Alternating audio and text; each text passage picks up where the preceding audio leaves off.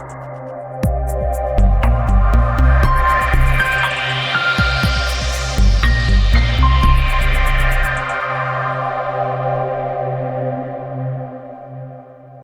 സ്തോത്രം.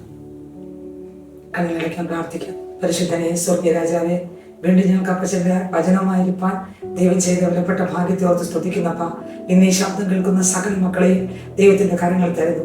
കർത്താവെ, സകലർക്കും വേണ്ടുന്ന വചനം പരിശുദ്ധമാവ് സംസാരിക്കണം. ഞങ്ങൾ അങ്ങനെ പാതപ്പെടുത്തിയിരിക്കുന്നു. എന്തെല്ലാം വിഷയത്തോടെ പ്രിയ മക്കൾ ഭാരത്തോടെ ഇരിക്കുന്നപ്പ, അവരുടെ ഭാരം, അവരുടെ ദുഃഖം, അവരുടെ വിഷമതകൾ മാറത്തക്ക വചനം പരിശുദ്ധമാവ് തരണമെന്ന് പ്രാർത്ഥിക്കുന്നു. വചനം അങ്ങയുടെ വിടും. യേശുവെ, ഞങ്ങൾ അങ്ങയുടെ പാതപ്പെടുത്തിയിരിക്കുന്നു. യേശു ക്രിസ്തുവിന്റെ നാമത്തിൽ തന്നെ ആമേൻ.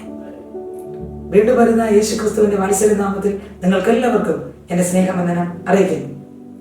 പുറപ്പാട് പുസ്തകം ധ്യാനിക്കുമ്പോൾ അതിനകത്ത് സ്വത്രം മൂന്നാം അധ്യായത്തിലേക്ക് നമ്മൾ പോകുമ്പോൾ അതിനകത്ത് മോശെ എന്ന ഭക്തനെ ദൈവം പിടിച്ച് വേർതിരിക്കുന്ന ഒരു ഭാഗമാണ് അതിനകത്ത് കൊടുത്തിരിക്കുന്നത്. ദൈവത്തിന് സ്തോത്രം.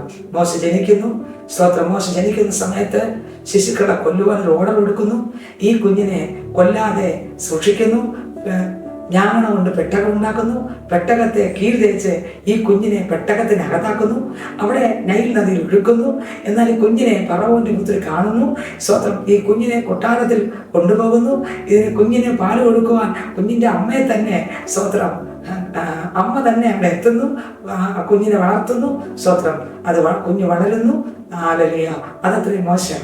ആ മോശ 40 വർഷം ഫറവോന്റെ പുത്രനെ പോലെ, രാജകുമാരനെ പോലെ കൊട്ടാരത്തിനകത്ത് ആദ്യത്തെ 40 വർഷം താമസിക്കുന്നു. അവനൊരു അനുഗ്രഹമായിരുന്നു, അവനൊരു വിടുതലായിരുന്നു. എല്ലാ നന്മയും പ്രാപിച്ച് മോശ 40 വർഷം കൊട്ടാരത്തിനകത്ത് രാജകുമാരനായി പാർക്കുന്നു. 40 വർഷമാകുമ്പോൾ അവിടെ നിന്ന് അവൻ ചാടി പുറത്തിറങ്ങുന്നു. തന്റെ ജനത്തെ രക്ഷിക്കാമെന്ന് ചാടി ഇറങ്ങുന്നു. ഒരാളുമായിട്ട് വഴക്കുണ്ടാകുന്നു. അവനെ അടിച്ചു കൊല്ലുന്നു. മണ്ണിനടിയിൽ മൂടുന്നു. അതിനുശേഷം അവൻ അവിടെ നിന്ന് ഒളിച്ചോടുന്നു. സ്തോത്രം. ഇത്രോയുടെ മകളെ വിവാഹം കഴിച്ച് ഇത്രോയുടെ ആടുകളെ മേയിച്ചുകൊണ്ട് സ്തോത്രം വീണ്ടും ഒരു 40 വർഷം മോശ നടക്കുന്നു.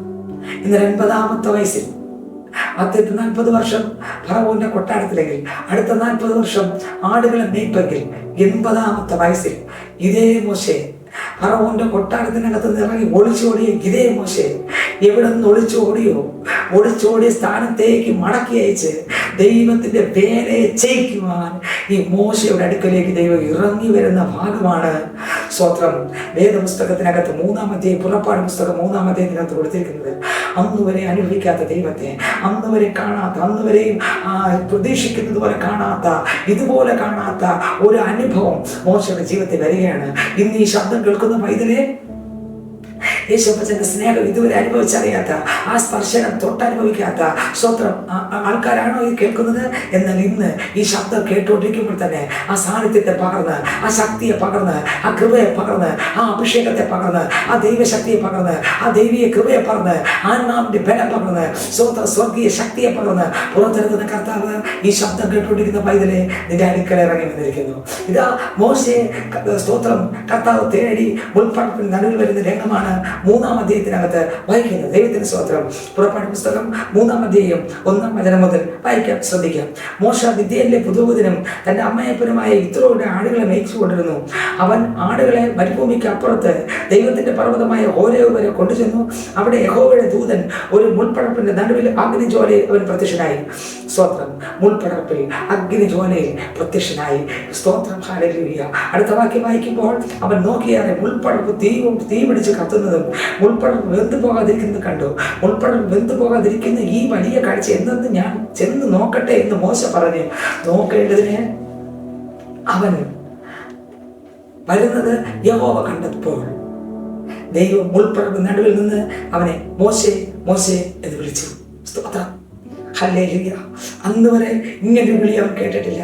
അന്ന് വരെ ഈ ശബ്ദം കേട്ടിട്ടില്ല. അന്ന് വരെ 40 വർഷം പലയിടത്തൂടെയും ആടിനെ മേയിച്ചു.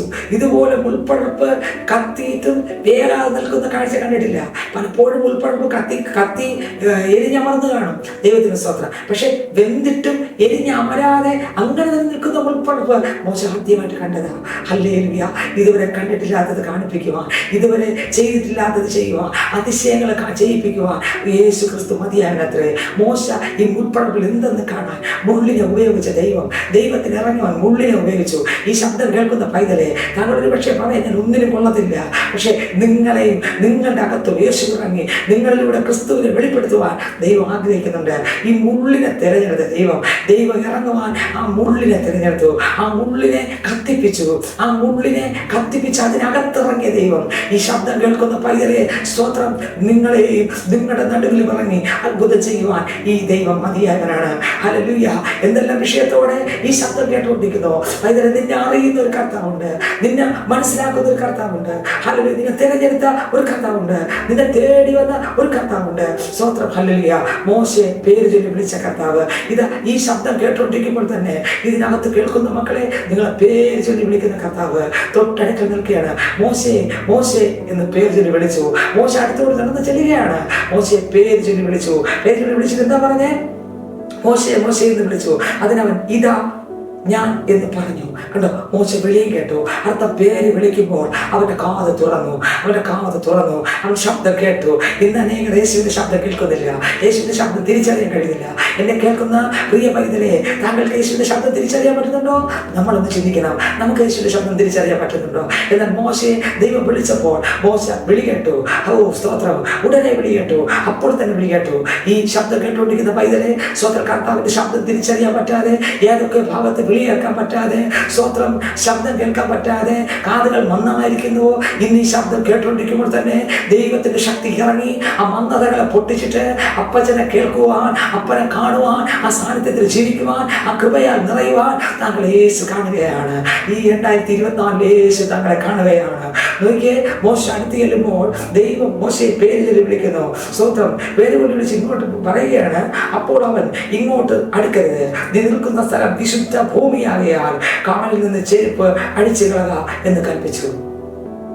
കർത്താവ് മോനെ, നീ നിൽക്കുന്ന സ്ഥലത്ത് മുൾപ്പടപ്പായിരിക്കാം, നീ നിൽക്കുന്ന സ്ഥലത്ത് വനമായിരിക്കാം, നീ നോക്കുമ്പോൾ മുള്ളായിരിക്കാം കാട്ടിക്കൊണ്ടിരിക്കുന്നത്, പക്ഷെ എങ്കിലും നീ നിൽക്കുന്ന സ്ഥലം വിശുദ്ധമാ. എന്താ കാര്യം? വിശുദ്ധമാകാൻ കാര്യം എന്താ? അല്ല, വനം വിശുദ്ധമാകാൻ കാര്യം എന്താ?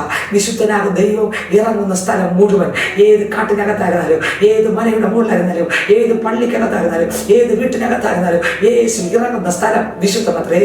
നമ്മുടെ അകത്ത് യേശു ഇറങ്ങിയാൽ നമ്മൾ സ്വത്രം ഹല്ലേലൂയ വിശുദ്ധനത്രേ. കർത്താവ് ഇറങ്ങുന്ന സ്ഥലം വിശുദ്ധമത്രേ.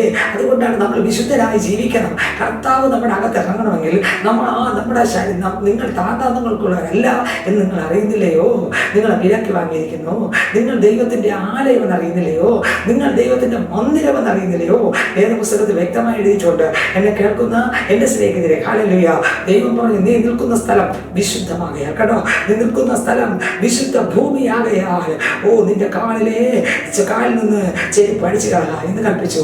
അനേകർ വിചാരിക്കും, ആമേ സ്വത്രം, ഉൾപ്പടപ്പല്ലേ, കാടല്ലേ, വനമല്ലേ, മോശയ്ക്ക് വേണ്ടി ഇവിടെ ഇറങ്ങി, വേറെ ആർക്ക് വേണ്ടിയല്ല. ആ ഉൾപ്പടപ്പിൽ വേറെ ആരുമില്ല. ആ മോശ മാത്രമുള്ള സ്ഥലത്ത് എൻ്റെ ദൈവം ഇറങ്ങി മോശയ്ക്ക് മാത്രം കാണിച്ചു കൊടുത്തു. ഇന്ന് ഈ ശബ്ദം കേൾക്കുന്ന പൈതലെ, നിനക്ക് വേണ്ടി ഇറങ്ങുന്നൊരു ദൈവമുണ്ട്. ഏത് മുൾപ്പടപ്പിലും ഇറങ്ങി ആമേൻ. ഒരുപക്ഷെ മുള്ള് ആൾക്കാരെ കൊത്തി വേദനിപ്പിക്കുന്ന അനുഭവമായിരിക്കാം, ജീവിതത്തിനകത്ത് പാപം നിറഞ്ഞ ഒരാളായിരിക്കാം. എന്നാൽ ഈ ശബ്ദം കേട്ടുകൊണ്ടിരിക്കുമ്പോൾ തന്നെ താങ്കൾ യേശുവിനെ അംഗീകരിക്കാൻ ഒരുക്കമാണെങ്കിൽ മുള്ളാകുന്ന പാപം നിറഞ്ഞ വ്യക്തികളെയും ആമെ ശുദ്ധീകരിച്ച് അകത്തു വന്ന് അനേകരോടും സംസാരിക്കുവാൻ ദൈവം നിങ്ങളെയും കാണുകയാണ്. മുള്ളിനെ ദൈവം തിരഞ്ഞെടുത്തു ഇരിക്കാൻ, മുള്ളിനെ ദൈവം തിരഞ്ഞെടുത്തു അതിനകത്ത് ഇറങ്ങി സംസാരിക്കാൻ, മുള്ളിനെ ദൈവം തിരഞ്ഞെടുത്തു. എത്രയോ സ്ഥലമുണ്ടായിരുന്നു, ആ സ്ഥലത്ത് തന്നെ പോയി ആ മുള്ളിനെ തന്നെ എന്റെ ദൈവം തിരഞ്ഞെടുത്തു. മുള്ളിനെ തന്നെ എന്റെ ദൈവം തിരഞ്ഞെടുത്തു. സ്തോത്രം, ഹല്ലേലൂയ. അവിടെ നിന്ന് കർത്താവ് വിളിച്ചു പറഞ്ഞു, ഇതാ നീ നിൽക്കുന്ന സ്ഥലം വിശുദ്ധ ഭൂമിയാകയാൽ കാലിൽ നിന്ന് ചെരുപ്പ് അടിച്ചു കളക എന്ന് കൽപ്പിച്ചു. ഞാൻ അബ്രഹാമിന്റെ ദൈവവും ഇസഹാക്കിന്റെ ദൈവവും യാക്കോബിന്റെ ദൈവമായി നിന്റെ പിതാവിന്റെ ദൈവം ആകുന്നു എന്ന് അവൻ അരുളി ചെയ്തു. മോശ ദൈവത്തെ നോക്കുവാൻ ഭയപ്പെട്ട് മുഖംമൂടി. യഹോവ അരുളി ചെയ്തത്, മിസ്രയീമിലൂടെ എന്റെ ജനത്തിന്റെ കഷ്ടത ഞാൻ കണ്ടു. ഊഴിയ വിചാരങ്ങൾ നീർത്തുമുള്ള അവരുടെ നിലവിളിയും കേട്ടു. ഞാൻ അവരുടെ സങ്കടങ്ങൾ അറിയുന്നു.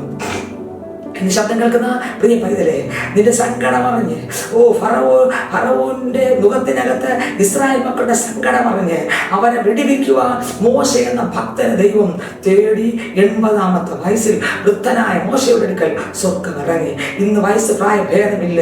നിങ്ങളുടെ അടുക്കൽ യേശു ഇറങ്ങി വന്ന് കർത്താവ് സംസാരിക്കുന്നു.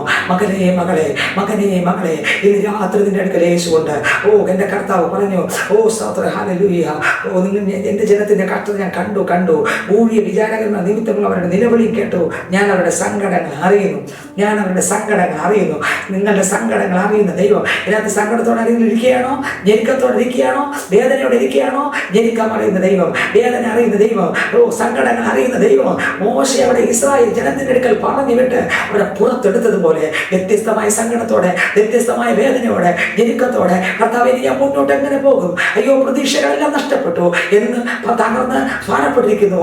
എന്നാൽ ഈ ശബ്ദം കേട്ടുകൊണ്ടിരിക്കുമ്പോൾ തന്നെ ആ ഭാരത്തെ മാറ്റി അവിടെ നിന്ന് ഏത് സാഗരത്തിനകത്താണോ ഞെരുങ്ങി നിലവിളിക്കുന്നത് ആ ഭാഗത്തുനിന്ന് പുറത്തെടുത്ത് ക്രിസ്തുവാകുന്ന പാറമേൽ നിർത്തി അനുഗ്രഹിക്കുവാൻ മതിയായ കർത്താവ് വന്നിട്ടുണ്ട്. അവരുടെ സങ്കടങ്ങൾ ഞാൻ അറിയുന്നു, അവരുടെ ഞെരുക്കം ഞാൻ അറിയുന്നു, അവരുടെ നിലവിളി ഞാൻ കേട്ടു. ഹല്ലേലൂയ. അവരുടെ ഊഴിയ വിചാരങ്ങൾ നിമിത്തമുള്ള അവരുടെ നിലവിളി കേട്ടു. അവരുടെ സങ്കടങ്ങൾ ഞാൻ അറിയുന്നു. ഇന്ന് ഈ ശബ്ദം കേൾക്കുന്ന പൈതലേ, നീ എത്രമാത്രം സങ്കടപ്പെടുന്നു മനുഷ്യനെ പറഞ്ഞറിയത്തില്ല. എന്നാൽ ദൈവം അറിയുന്നു. ആ സങ്കടങ്ങൾ മാറ്റി യേശു വന്നിട്ടുണ്ട്. യേശു അടുക്കൽ നിൽക്കുക, യേശു സമീപത്ത് നിൽക്കുക, മുൾപ്പടപ്പിൽ ഇറങ്ങി. സ്തോത്രം, മോശയെ വേദനിച്ച ദൈവം ഇന്ന് ഈ ശബ്ദം കേട്ടുകൊണ്ടിരിക്കുന്ന പൈതലേ, നിന്റെ അടുക്കൽ ഒരു കർത്താവുണ്ട്.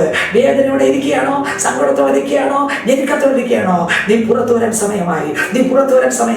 ആ വേദന മാറാൻ സമയമായി. ആ ഭാരം മാറാൻ സമയമായി. ആ കണ്ണുനീര് നീങ്ങാൻ സമയമായി. കർത്താവ് കൈക്ക് പിടിച്ച് പുറത്തെടുത്ത് അനുഗ്രഹിക്കാൻ സമയമായി. ആ കർത്താവിന്റെ അടുക്കലേക്ക് നമുക്ക് അടുത്ത് വരാമോ? കണ്ണുകൾ അടയ്ക്കാമോ? പ്രാർത്ഥിക്കാമോ? പരിശുദ്ധ പിതാവേ, സ്വർഗീയ രാജാവേ, വ്യത്യസ്തമായ വേദനയോടെ, വ്യത്യസ്തമായ ഭാരത്തോടെ ഇതിനകത്ത് ഞരക്കത്തൊഴിക്കുന്ന മക്കളെ കർത്താവിന്റെ കരം പിടിച്ച് പുറത്തെടുക്കണം. അവരുടെ ഭാരങ്ങൾ മാറട്ടെ, വിഷമതകൾ മാറട്ടെ. ക്രിസ്തുവാകുന്ന പാറമേൽ ക്രിസ്തുവിനെ നോക്കി ആത്മീകമാകുന്ന നന്മകൾ പ്രാപിച്ച്, ആർക്കും അവതരിക്കാൻ പറ്റാത്ത സ്വർഗീയ നന്മകൾ പ്രാപിച്ച് ആത്മാവിൽ നിറഞ്ഞ് മുന്നോട്ട് പോകാൻ കർത്താവ് സഹായിക്കണം.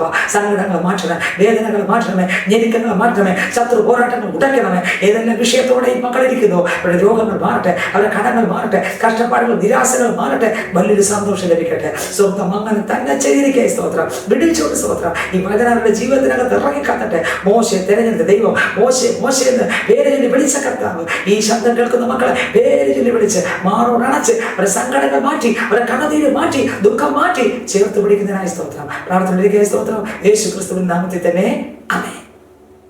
God bless you. ദൈവം എല്ലാവരെയും അനുഗ്രഹിക്കട്ടെ. ആമേൻ.